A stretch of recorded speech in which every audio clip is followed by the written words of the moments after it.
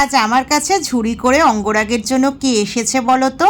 কি নিশ্চয়ই চিনতে পারছো কে এসেছে? একদম পুচকে ছোট্ট একটা গোপাল সোনা এসেছে আমার কাছে। গোপালের বিগ্রহটার সাইজ হবে ওই 1 নাম্বার।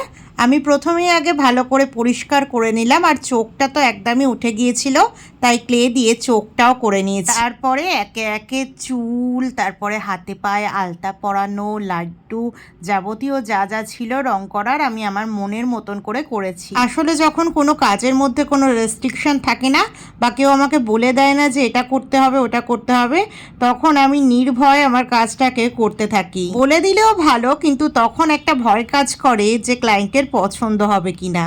আর দেখো কেমন আমাদের গোপুসোনা টুকটুক করে নিজের ইচ্ছা মতন সুন্দর করে সেজে উঠেছে। তবে একটা সত্যি কথা বলি, এই বিগ্রহগুলোর সাথে সারাটা দিন কাটানোর পরে এগুলোকে আর ছাড়তে ইচ্ছা করে না, মনে হয় আমার নিজের কাছেই রেখে দিই, কিন্তু উপায় নেই। তবে তোমরা কিন্তু অবশ্যই জানিও গোপাল সোনাকে কেমন লাগছে।